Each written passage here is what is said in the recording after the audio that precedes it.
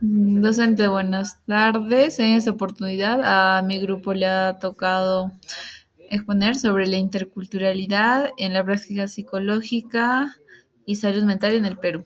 Para empezar, un pequeño video.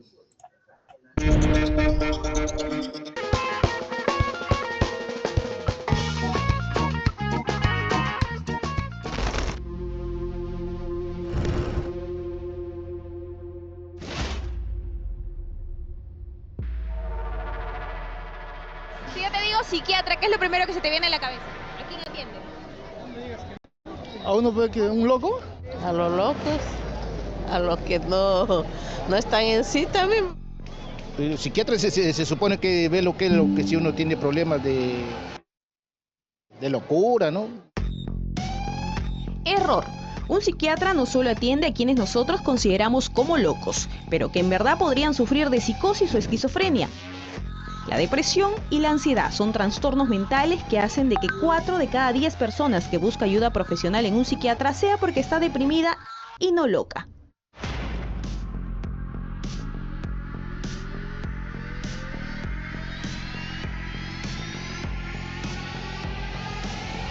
La sociedad tiene un estigma sobre la salud mental, ¿no? Porque están equivocando y viendo a los profesionales de la salud mental o a los hospitales donde se atiende salud mental como una atención de la persona, entre comillas, loca, ¿no?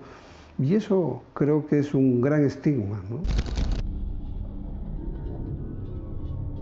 Ese pensamiento es para los especialistas una de las principales causas de desatención a un problema que en el 80% de los casos podría prevenirse en su etapa inicial con un diagnóstico oportuno.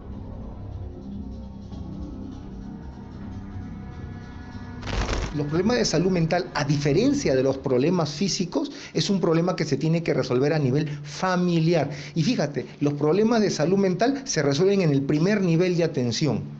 O sea, quiere decir que, entre comillas, vendrían a ser lo menos costosos cuando se habla de actividades preventivas.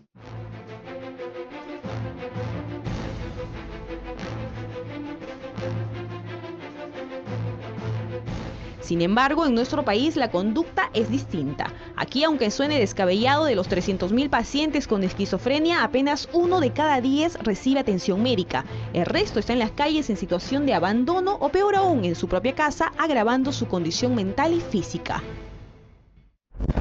Es tal el grado que en el Perú es uno de los pocos países en donde esconde a sus pacientes con esquizofrenia en el último cuarto de la casa o en el patio trasero, agarrando con cadenas o con sogas para que no salga, porque da vergüenza a la sociedad o al grupo de vecinos, ¿no?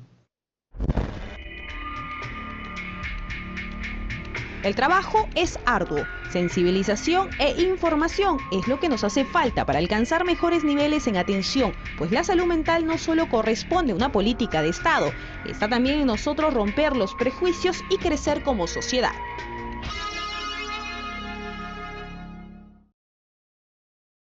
Listo. Como vemos en el video, la salud mental en el Perú cada vez está más grave. Hay más personas que padecen de estos trastornos como la depresión, ansiedad e incluso la esquizofrenia, pero pocos son los que se tratan. Y así como dice en el video, este tipo de trastornos se puede abordar desde la primera etapa y tiene un costo mínimo incluso, pero sin embargo hay personas que no deciden hacer esto, incluso los pueden aislar a esos familiares en un cuarto por miedo a qué dirá la sociedad. Ya. Para empezar, lo que es interculturalidad en la atención psicológica, tenemos que tomar en cuenta el contexto de la migración interna en el Perú. Es fundamental para que comprendamos que en el Perú existen procesos profundos de migración interna, grandes oleadas de personas andinas que se han desplazado del campo a la ciudad y de igualmente de la selva hacia la ciudad y se instalan en los asentamientos humanos o lo que son las periferias de la ciudad de Lima y Trujillo, que son las más comunes. Y esto crea un tejido social complejo donde las diferencias entre lo rural y lo urbano no coexisten y al contrario se paran mezclando.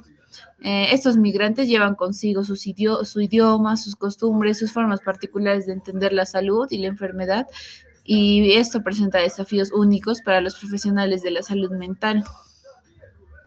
En lo que es el diálogo intercultural en contextos urbanos, en las ciudades con alta población migrante, la atención psicológica requiere de un proceso de diálogo constante para que así pueda adaptar sus intervenciones.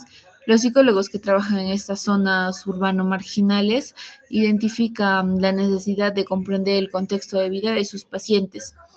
Eh, los psicólogos reconocen que se debe identificar sus prácticas o mediante un diálogo para así poder generar confianza y la terapia correcta, ya que este tipo de usuarios suelen presentar lo que es violencia familiar, experiencias de trauma y una desconfianza generalizada hacia las instituciones.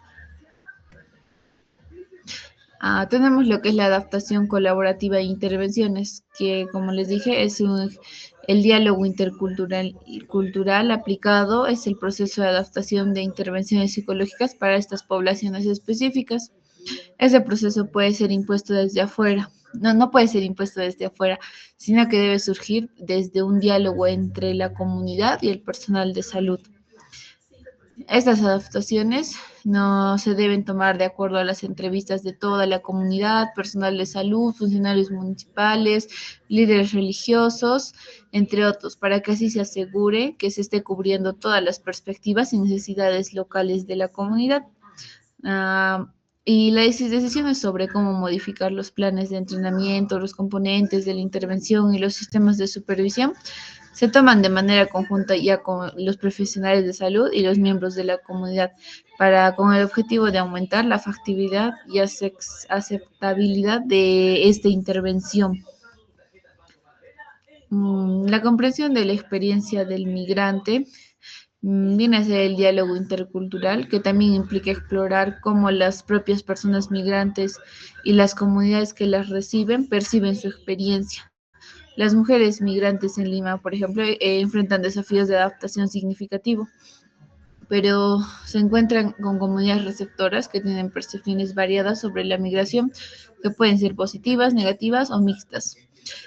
Esto significa que el psicólogo debe ir más allá de los síntomas que el paciente le dice.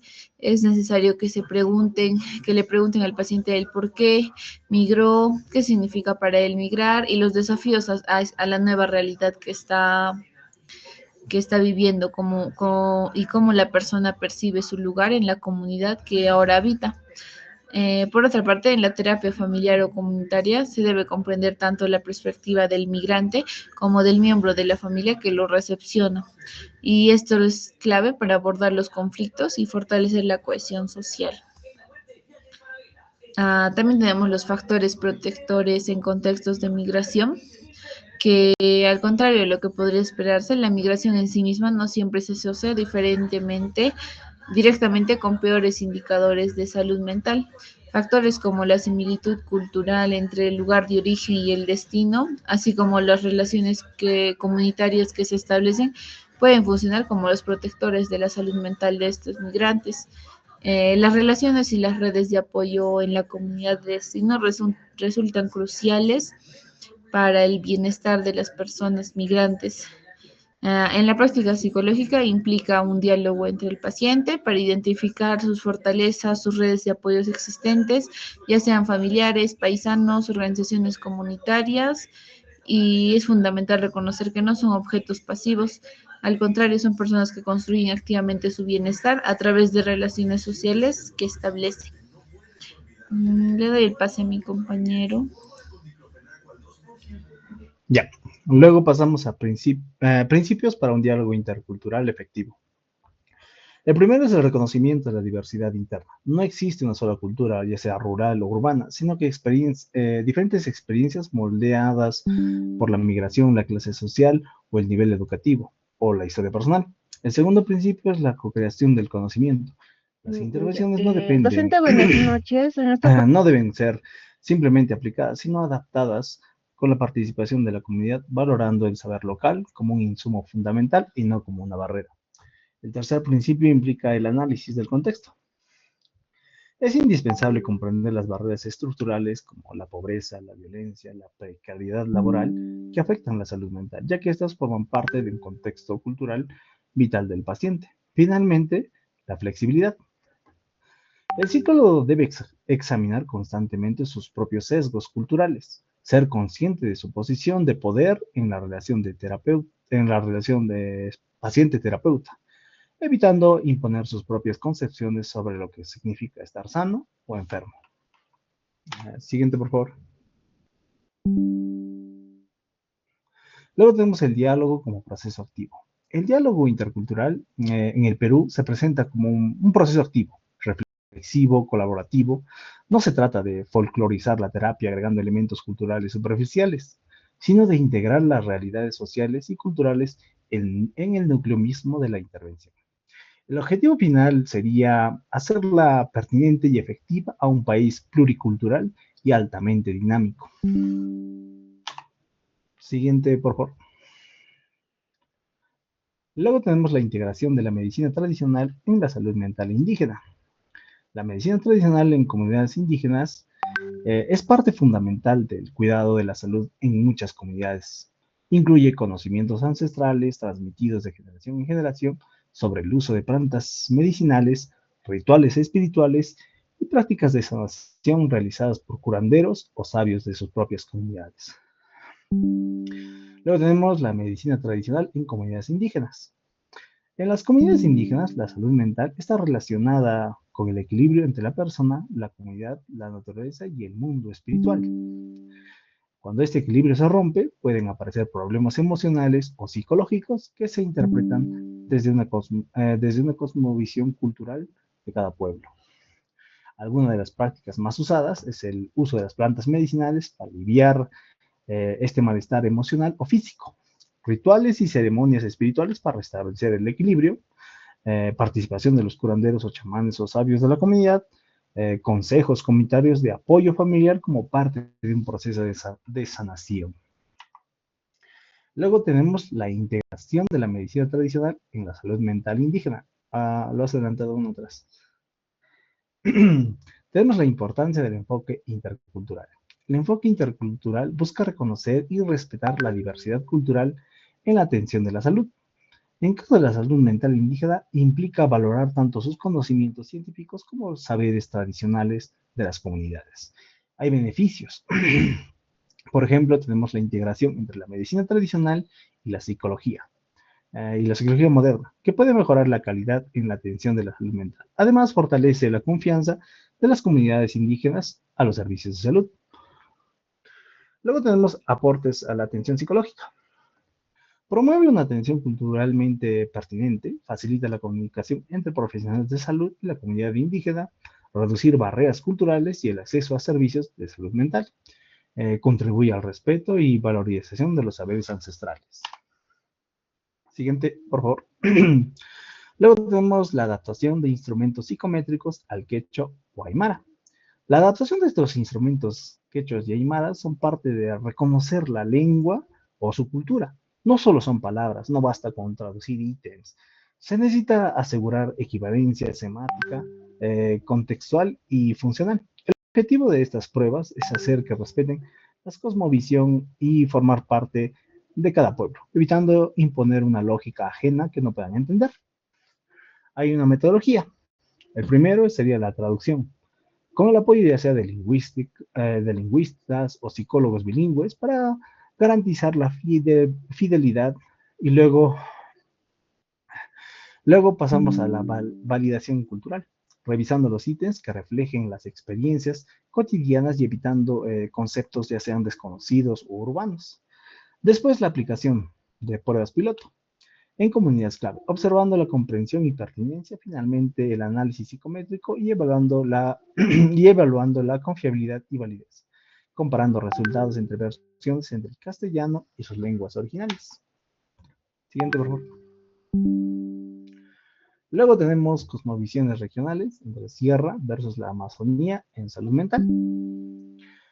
La cosmovisión andina considera que el ser humano está conectado con la Pachamama, la Madre Tierra, y los sapos, que son espíritus de las montañas. Eh, en el país la salud mental debe considerarse desde un enfoque intercultural, ya que las concepciones de bienestar psicológico varían entre regiones, como la Sierra y la Amazonía. Los problemas emocionales pueden relacionarse con la pérdida del ahayu, que es el alma o energía vital.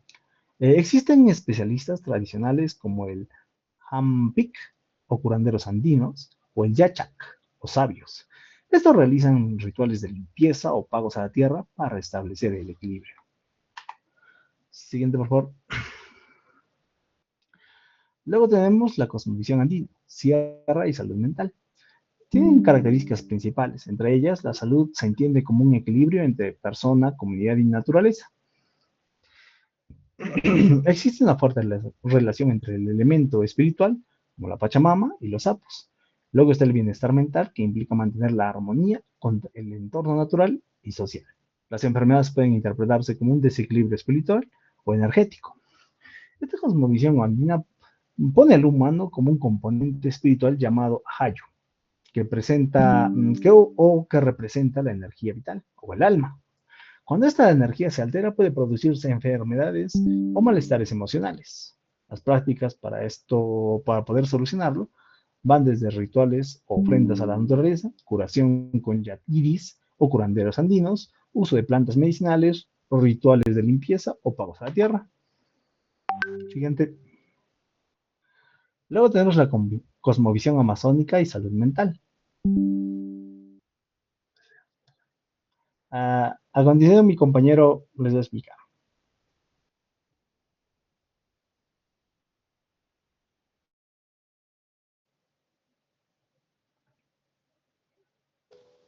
Bueno,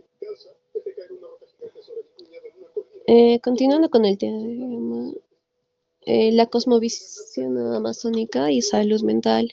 En la Amazonía peruana, la cosmovisión se caracteriza por una perspectiva animista, donde se considera que la naturaleza posee espíritu y vida propia. Los ríos, los bosques, los animales y las plantas forman parte de un sistema espiritual que influye en la salud de las personas. Desde esta visión, la salud mental depende de mantener armonía con los espíritus de la selva y con la comunidad. En algunas comunidades amazónicas se reconoce síndromes culturales relacionados con la salud mental, como pensar mucho. Esto se refiere al estado de preocupación constante o tristeza profunda que afecta el equilibrio emocional, o enfermedades espirituales también, que son atribuidas a energías negativas o acciones de brujería. Y bueno, prácticas de sanación. Los tratamientos tradicionales suelen ser relacionados con chamanes o sabios de la comunidad, quienes utilizan plantas medicinales, rituales espirituales, cantos y ceremonias colectivas. Una de las prácticas más conocidas en los usos de ayahuasca es una planta utilizada en ceremonias que busca restablecer el equilibrio espiritual, emocional y mental de la persona. Siguiente. Bueno, hay diferencias entre la cosmovisión de la sierra y la Amazonía. Entre ellas es la relación con la naturaleza. En la sierra andina se basa más en la relación con la Pachamama, los apus y la comunidad. En la Amazonía, la cosmovisión se basa en una relación directa con los espíritus de la selva y la naturaleza. Otra diferencia es en la explicación de enfermedad. En la Sierra Andina, la salud mental depende del equilibrio entre la persona, la naturaleza y el orden espiritual. En la Amazonía, la salud mental se entiende como un estado de armonía espiritual con el entorno natural. Y bueno, otra diferencia serían los agentes de sanación. En la Sierra Andina, los principales actores en la sanación son curanderos, sabios o especialistas tradicionales dentro de la comunidad. Y en la Amazonía, los tratamientos se realizan mediante rituales, uso de plantas medicinales y ceremonias colectivas. Siguiente. Eh, bueno, la prevención de estigma cultural en comunidades vulnerables. Los principios fundamentales que sustentan la prevención del estigma cultural. En algunas comunidades vulnerables de Perú, se posee cosmovisiones, saberes tradicionales y prácticas de cuidado que integran lo físico, lo emocional y lo espiritual en su concepción de salud. Por ejemplo, en las comunidades andinas, la salud se vincula al concepto de suma jamaña, que es vivir bien, lo que implica el equilibrio con la naturaleza, la comunidad y los antepasados. En las comunidades afroperuanas, bueno, en lo que es la participación activa de las comunidades en la gestión de la salud mental, la prevención del estigma no puede ser impuesta desde afuera. Requiere la involucración de liderazgos comunitarios, portavoces de grupos vulnerables, personas con experiencia de vida en salud mental y sus familias. Siguiente. El enfoque de derechos humanos como base de la prevención. El estigma cultural viola derechos fundamentales como la dignidad, la autonomía y el acceso equitativo a servicios y la no discriminación. En el Perú se reconoce la importancia de garantizar estos derechos en contextos culturales diversos. Siguiente. Estrategias de prevención del estigma cultural en comunidades vulnerables. La formación intercultural para profesionales de la salud y psicólogos. La falta de formación en competencias interculturales es una de las principales causas de estigma profesionales que no conocen la cosmovisión locales. Pueden etiquetar como irracionales o patologías. El estudio de Alonso Salgado eh, habla que los profesionales reconocen no tener conocimiento sobre saberes tradicionales, lo que genera malentendidos y rechazo por parte de los usuarios. Siguiente. La integración de saberes tradicionales y enfoques biomédicos.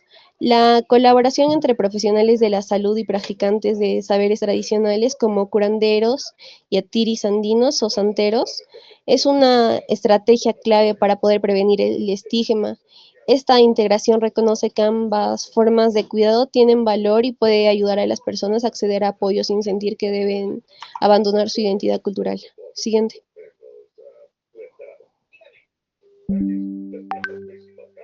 El fortalecimiento de redes comunitarias de apoyo. Las redes comunitarias lideradas por miembros de grupos vulnerables son fundamentales para poder prevenir el estigma, ya que esto permite que las personas con experiencia de vida en salud mental compartan sus historias y se reduzca el aislamiento. Y en el Perú, organizaciones como la Federación de Familias y Personas con Trastornos Mentales del Perú han apoyado la creación de grupos de apoyo en comunidad indígena. Siguiente. Eh, Le cedo la palabra a mi compañero.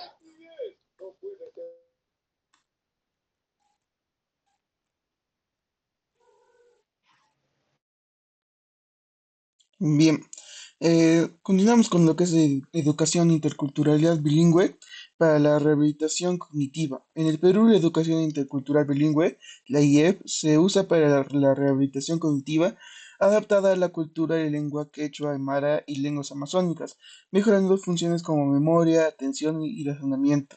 Se destacan los dos aspectos clave, perdón. Rehabilitación con lengua materna, que es la terapia en la lengua materna, facilita la comprensión y participación, y la estimulación con elementos culturales como el uso de historias, símbolos y prácticas propias, estimula los procesos cognitivos. Y luego tenemos dos, lo que es flexibilidad mental y control inhibitorio. La flexibilidad mental, eh, entonces, bueno, la interculturalidad en la práctica psicológica y salud mental en el Perú se puede reconocer las creencias y valores y prácticas de comunidades andinas y amazónicas es clave para una atención en salud mental inclusiva.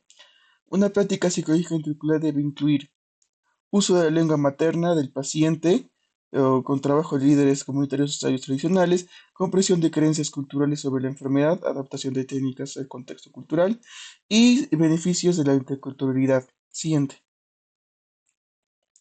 Ahora continuamos lo que es ética en serums, autonomía y justicia intercultural. El serum de psicología en Perú es un servicio obligatorio de 12 meses para egresados enfocado en atención preventiva promocional en zonas rurales, urbanos, marginales y esencial para elaborar en el sector público. En ética serum, la ética en el serum de Perú prioriza principios bioéticos como la autonomía y la justicia. Siguiente. Tenemos lo que es el modelo de atención comunitaria. Las políticas actuales buscan cambiar el modelo tradicional hospitalario hacia un modelo comunitario de salud mental. Este modelo incluye promoción de salud mental, prevención de trastornos mentales, trastornos y rehabilitación psicosocial, reinserción social de las personas. Y tenemos lo que es implementación de centros de salud mental comunitarios. Como parte de estas políticas, el país ha implementado centros de salud mental comunitarios distribuidos en todo el territorio. Actualmente existen más de 280 centros de salud mental comunitaria. Siguiente. Y esta es nuestra bibliografía. Gracias.